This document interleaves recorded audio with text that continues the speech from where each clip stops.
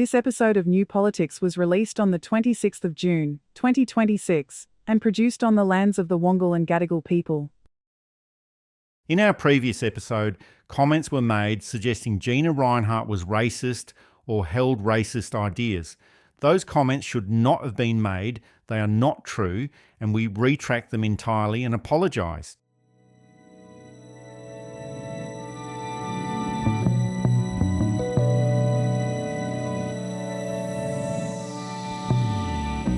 Why did Keir Starmer lose the confidence of the British public just 18 months after winning a landslide election? And could Anthony Albanese be heading down the same path if Labor keeps promising change but delivers caution instead? Because modern elections aren't lost because governments end up doing too much, they're lost because the electorate has stopped believing anything will really change. I'm Eddie Djokovic. I'm David Lewis. All of this is coming up in this big episode of New Politics. And if you're listening in and haven't subscribed to our website at New Politics, you're missing out on half of what we do. There's regular articles and analysis of this strange world of politics. It's all free, and you can subscribe at newpolitics.com.au. And of course, if you do want to support us, it's just $5 per month at Patreon and Substack, and all of this is a good way to support independent journalism.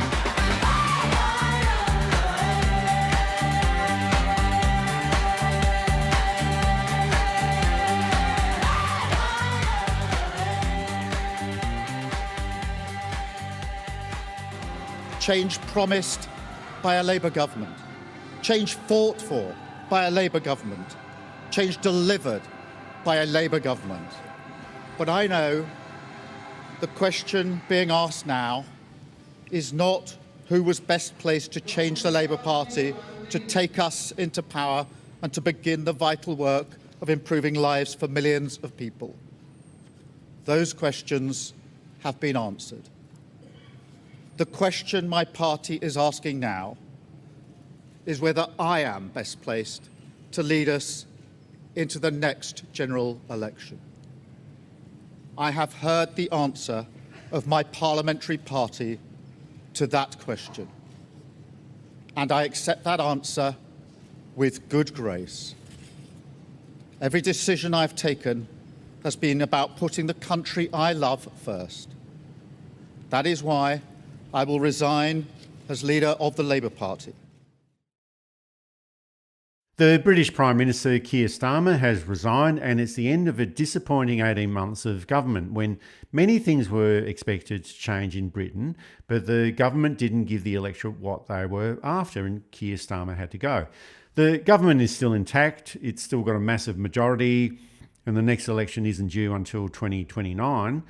But even still, there's a lot of similarities between what's been going on in recent times in Australia and in the UK. Britain will have its 7th Prime Minister in 10 years. Australia had 6 Prime Ministers in 9 years. Labor in Australia and Labor in the UK came into office after long-term Conservative governments.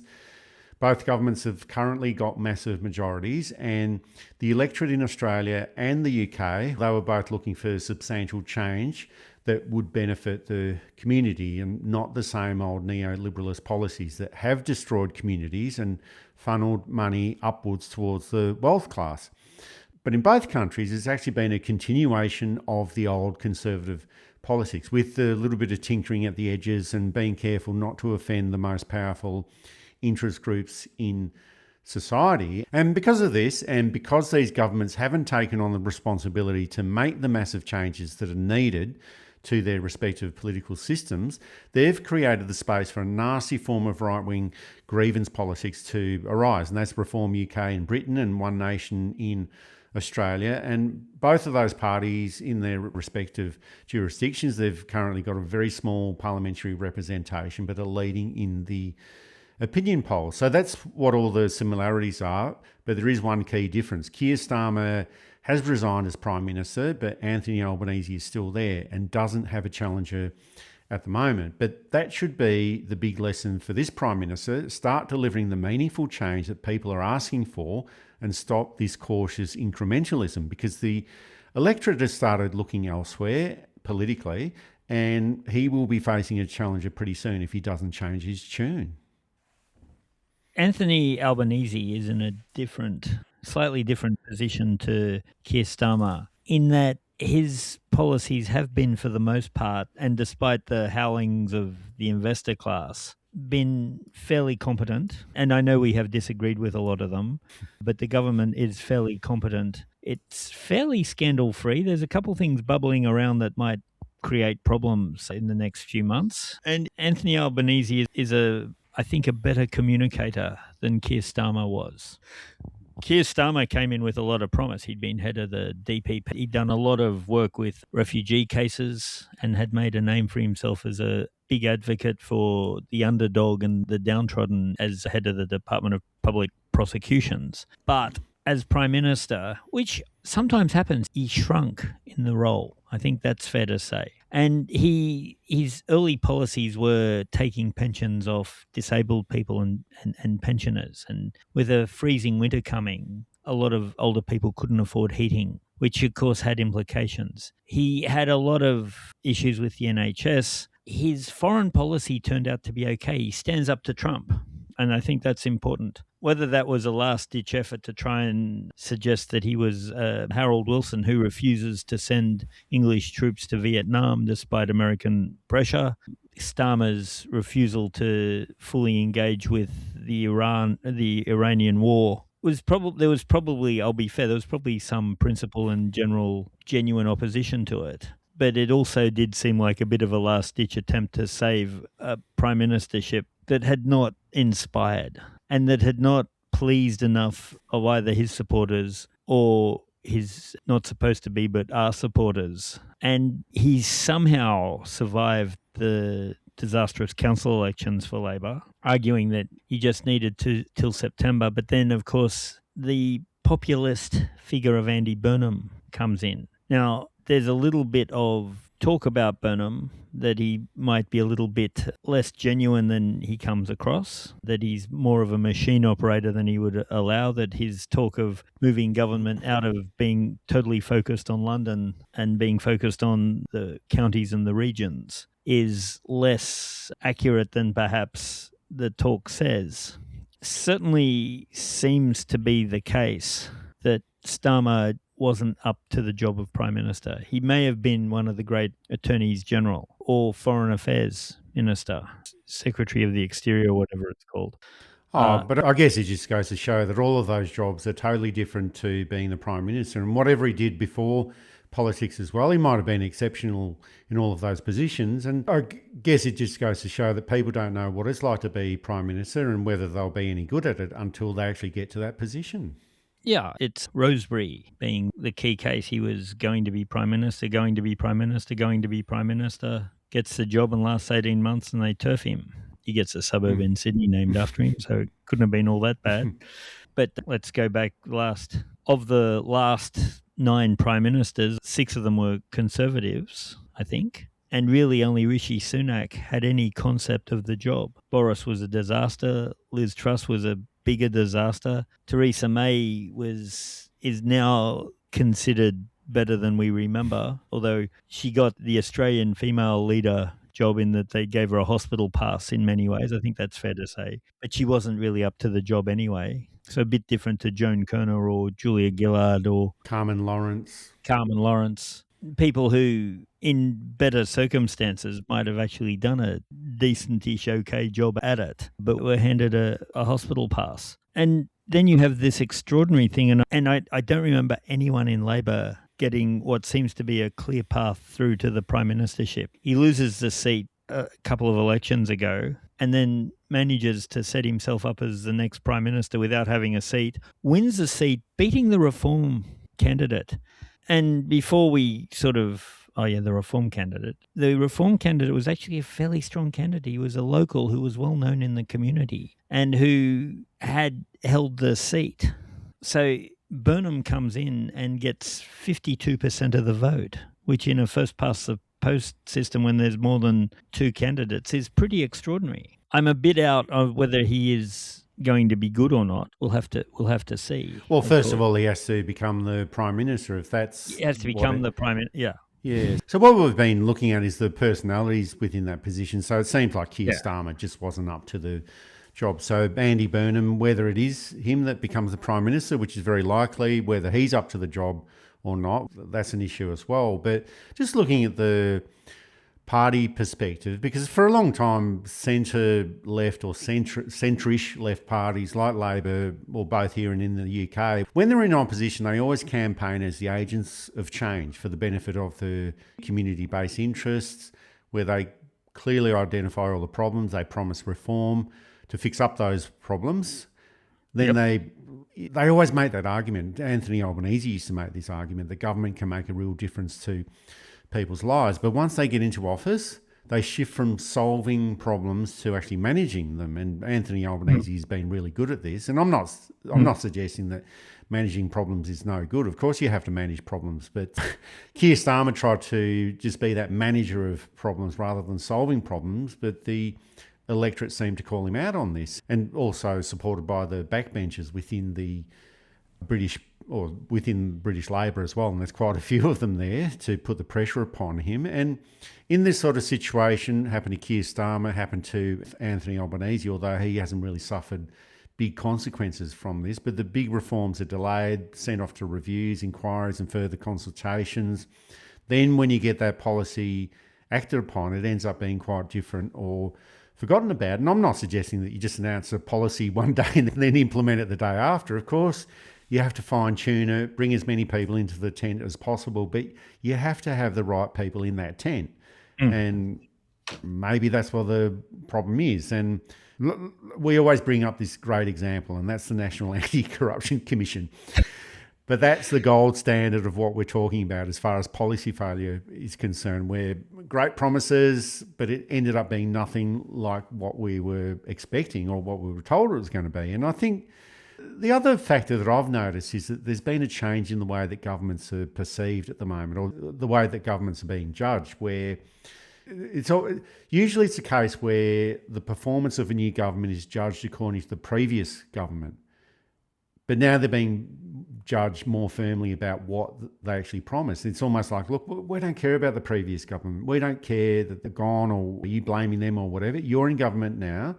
Start doing your job. If there's a problem, fix it up. Stop blaming the previous people. And you mentioned this before, David, but Keir Starmer, he didn't promise austerity, but that's what he did when he first got into office, cutting the winter fuel payment to 10 million pensioners, and that's a lot of people. And I suspect that what he was trying to do was that old political trick of doing all the unsavoury things when you first get into office and hoping that people will forget about it at the time of the next election. But people didn't forget in the UK. And people didn't. No. And they didn't forget because it was a material thing that affected them well beyond the policy. It's one thing to say, we're putting the price of train tickets up 10 pence in Britain, and it's all terrible, and 6 months later that you don't really notice the 10 pence. It's another thing to say you can't afford to have heating during the coldest winter we've had in 120 years. Well, it just seemed really cruel as well. Yeah, really cruel. And needlessly cruel. And from a Labor Party too. Tony Blair really changes, and I'm trying to avoid using the word ruins because we try to be unbiased, but he really ruins the Labor Party in many ways. The party of Attlee, the party of Wilson, the party of Callaghan, who all tried at least in part to help strong unions, to help the downtrodden and the underdog, is now helping the middle class. And this is a problem with Australian Labor too. One of the things that Burnham had to do to get this extraordinary run through, it seems, to the Prime Ministership is assure investors that he wasn't going to be dangerous. He wasn't assuring the unions that he was going to make sure that the unions were all workers or the working class or the devastated communities of the post-Thatcher, post-Blair England in the north, that he was going to make sure that they were looked after, but the investors had to be quietened. And I know that he is saying that he is looking after the disaffected regional people, but that seemed a little bit less strategic than the look after the investors idea. And to bring it back to Australia, it's the same here. Anthony Albanese came from the left, and it was a powerful faction. He did a lot of good for policy, taking on at times a very ascendant right. And having wins, having losses, that's politics. But making sure that he did that. Now, again, as you rightly said, prime ministers don't work in a vacuum. You can't walk in and say, we're doing this, we're doing this, we're doing this. You got to think about, when we bring this in, who are we hurting? Why are we hurting them? Can they afford to be hurt? Can we afford to hurt them? That's the whole nature of politics. Who is going to be advantaged by this? Do we want to advantage everybody out of this? Are the people we advantaging giving us electoral advantage or political advantage or cultural advantage or what have you? All of these have to be balanced against. And then, of course, in Labor and in Liberal, you've got to balance the factions. You've got to make sure that your factions are all relatively at least aware, even if they don't like it, they're aware that this is why it's being done. So, yeah, being Prime Minister is not the easiest job in the world. You've also got to quell your cabinet. Every cabinet member wants to keep their job as a minister or move up. Some of them, of course, won't move up. Some of them will have to move down for whatever reason. But you've got to, and this is one of Julia Gillard's great strengths, was that negotiation that she had that she wasn't allowed to use in public for some reason, to negotiate to the public. This is why we're doing this and this is why we're doing that. Kevin Rudd was less good at that, but he could set a direction and he could come in when the policy was absolutely needed. He could implement it. So the GFC payments, for example. And this is where Starmer goes wrong. John Howard would have handled cutting the winter relief because he came from the other side of politics, where it's expected that you're going to cut that type of stuff so that you get a hit in the polls. The people who were most against it were going to be against you anyway. Starmer came in with all this promise and had burnt all his political capital over kicking into the poor and disadvantaged, which for a Labor leader is extraordinary. This is New Politics, independent analysis of Australian and international politics. For more free articles and analysis, join us at newpolitics.com.au.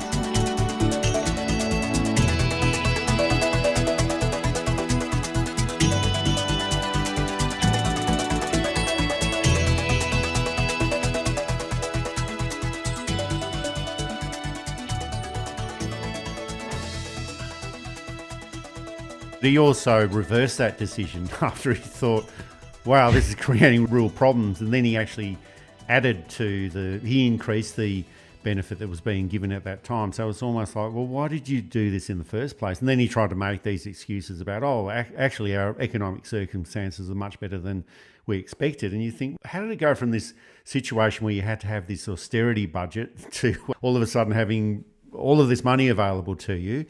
But one other factor is the resignation of Keir Starmer, or the removal. Well, he's still Prime Minister until they appoint a new Prime Minister. September at the latest. And, that's right. July. So there's one perspective that suggests that Keir Starmer is the victim of Reform UK, their surge in the polls and all that sort of stuff. But I genuinely believe that Keir Starmer was the victim of Keir Starmer.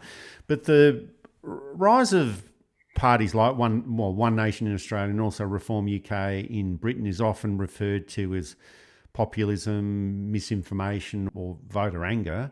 And sure, that's what it actually is, but it's always promoted in isolation.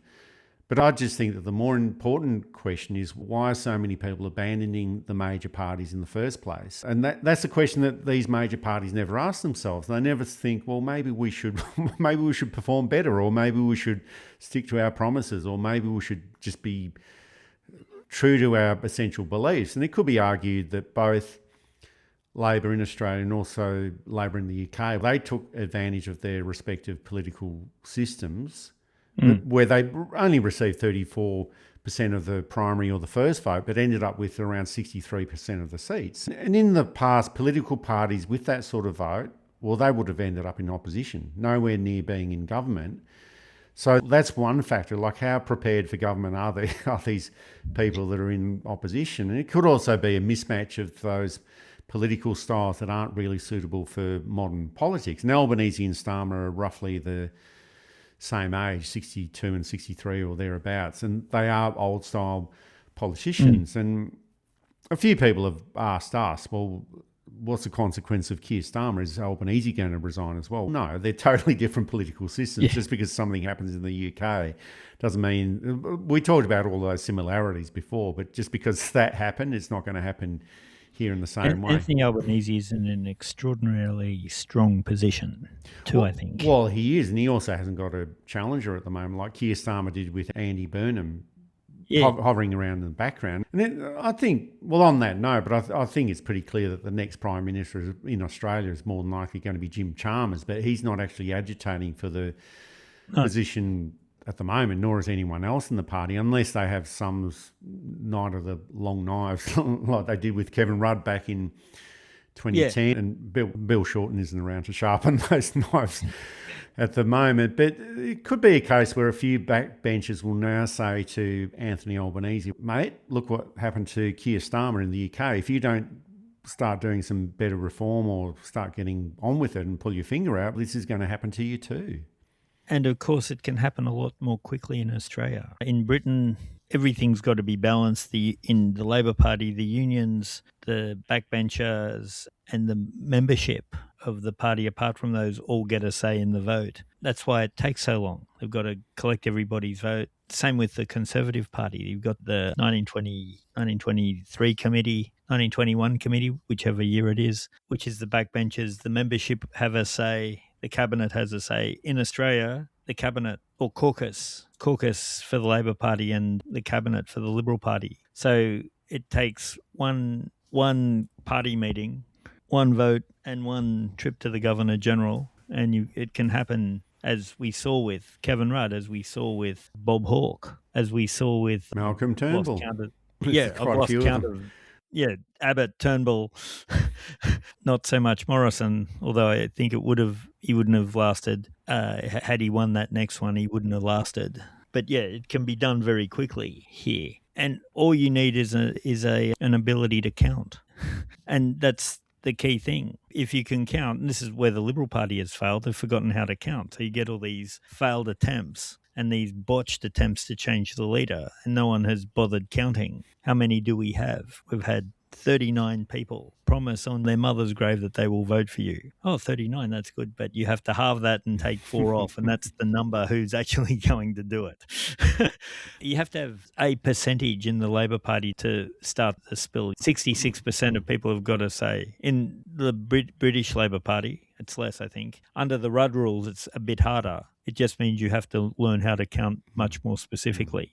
And now in Australia, you have to do, which slows the process down a bit, but it stabilises it rather than just makes it this long, drawn out, where, to be fair to Keir Starmer, he doesn't know if he's going to be Prime Minister for 3 months or 3 weeks, which must make doing some of those other jobs you've got to do that he may be very good at, I don't know, but that makes it a little bit harder too. There's also one fact that I've noticed over the past couple of years is that modern politics or contemporary politics has entered this stage of the instant judgment. And I'm not sure whether that's directly related to social media, but previously seemed to be a case where governments had a little bit of time to prove themselves, but they're no longer given a couple of years to see how they go and all that sort of stuff. And I think part of that is because, well, the electorate is just expecting immediate and quick results. And it's a bit funny in the UK where they were through their backbencher process forcing a Prime Minister out, but they'll have to wait for 3 months before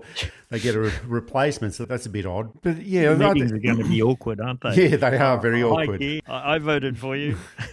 But they just want to see, they want better results. They want quicker results. They want the constant communication about what governments are actually doing. They want to be able to look out the window and see the signs of visible progress. And I don't mean literally looking out to see the building going up, but they want to get a sense that things are really happening. And I think this dynamic or this change, that's going to start putting enormous pressure on political leaders. And I think it is that process of social media has sort of transformed how political reality is created as well. And that's a case where algorithms are forcing this outrage or amplifying the outrage, and that creates conflict and then sets up these very simple narratives as far as the solution is concerned. And that's where good long-term policy outcomes just struggle to get through. And I think a good example of this is that debate that we had over the past few weeks. It's a fairly esoteric debate, but that was about the taxation of startup companies with the capital gains tax issue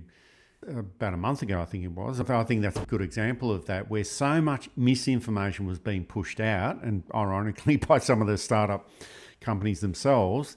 So much information was put out, and that led to a watering down of the government's capital gains tax legislation. And you could argue that, well, it wasn't so much about the issue about misinformation that was being pushed out, but it was because a weak Prime Minister, and sure, he's in a strong position, but he's actually a weak Prime Minister. He backed down at the first sign of resistance, or maybe it was the case of an old-style politician backing down to new-style political tactics that they just didn't know how to deal with. But either way, there seems to be this general mismatch between the political class and the electorate, and there's a general unhappiness about how politics is working at the moment. I've said for a while that we're dealing in a system that was set up in the 1600s, really, 1700s. Parties that core philosophies date back to the Burke in 1750. And the industrialised union movement will take Marx at 1850. Although we've moved through a tumultuous 20th century. We've had industrialisation, we've had post-industrialisation, we've had the rise of an acknowledgement of multiculturalism rather than pretending that it's all very monocultural. We've had a globalisation that may or may not have worked, but we are stuck with. We've had the changing demographics of the class system. The industrial working class is not what it was, but we have a lower socioeconomic class that is based on technology. Are you a computer operator? Are you a computer programmer? Are you a middle manager? Are you a tradesperson? Are you public servant? And where on the socioeconomic level do you fit? It's not like it used to be, but the parties are still set up on those. And I think this is where the dissolution is. It's not that the parties aren't, and it's not that there aren't competent people in all parties, some more than others. It is that they're working in a system that doesn't fit them anymore, I think. And even Parliament doesn't work anymore in the way that it used to. And how to change it, I don't know. I can't see a referendum saying we're going to take down the House of Reps and change it. And actually, the Constitution allows for that. They could change the House of Reps to Zoom meetings. Was it the One Nation person in Adelaide, in South Australia, who wanted to have the Zoom meetings from home? Oh, so they could continue their hairdressing. So they could continue their hairdressing. Oh, sure, and we had a good laugh about that, but maybe that's a good idea. But just because it comes from the side of politics. And maybe there was the two women, they didn't win in the end, but they said that they would job share, being take the wage of one and split it down the middle. Whether that would work or not is something that's worth debating, and there's a sense in which I don't know that it can work. But it's certainly more reflective of what's going on in modern society. And I'd say this as a fan of ritual and tradition, but perhaps having the usher of the Black Rod march you in and you sit as a seat speakers and all of that, to be honest, I'm inclined to keep all that because it's harmless and it does show us that we remember the history. But the idea that everyone goes down to Canberra, meets in a central building, the two houses of Parliament and all of that, maybe that's not working anymore. And I say this with someone who has written a lot and spoken a lot on the system. The system is a fundamentally good system with problems. I can hear the keyboard starting now, but this is my point. Maybe we need to rethink democracy in a different way. What that way is, let's all have a talk about it. Everyone listening knows where to comment. Certainly we have to be careful that it doesn't lead to dictatorships and chaos and anarchy and things like that. But there's a scope within our constitution to change things. But I think that is the key point, because we started off this section talking about how people are generally unhappy with the political system and it needs to change, but we don't know how to change the political system. I can't see the vested interests who benefit from, for example, the parties embracing this. You'd have to spend a lot of time talking about them and talking to them about, we're not trying to take power off you as such. We're just trying to shift how the power is distribute it. And it's a big job, and it's probably a 1 or 2 generation thing to do. It's the type of thing that should have been started in probably the 1980s, to be realistic. Definitely the 1990s. But it's only become apparent now, I think, with the appalling popularity of the parties. Also the influence of billionaires on the political system as well. Yeah, the billionaire class has way too much, and the moneyed class. You shouldn't be able to fund an election. You shouldn't be able to fund a political party. A political party should come out of genuine grassroots ideals. You want small business, and you want entrepreneurialism, and you want a bit less government in your life, and the Liberal Party idea, that's fine. We shouldn't be taking away the rights to opinions and free speech and all of that. That's really important. The idea of collectivism, the idea of social cohesion, or socialism, I'll call it, the idea of strong wages, and you join the Labor Party. That's fantastic too. The idea that, hold on, in all of this, we're forgetting the environment, and you get the Greens. Or the idea, hey, hold on, it's all great if you're in the city, but things are different in the country, and you get the National Party. That's fine. Where it all falls down is that it gets skewed by money. So, yeah, we've got to get back to public elections. That would, of course, probably ruin the Liberal Party at the moment, which isn't totally my aim.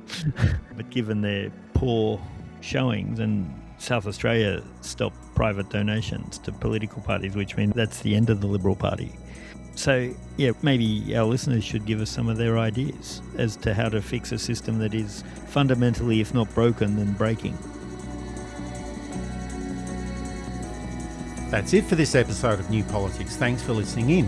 And if you value independent journalism without the influence of corporate backing, join New Politics at newpolitics.com.au and support us directly. It's just $5 per month, and we always try to keep it very simple. If you like what we do, please send some support our way. It keeps our commitment to independent journalism ticking along. I'm Eddie Djokovic. Thanks for listening in, and it's goodbye to our listeners. I'm David Lewis. We'll see you next time.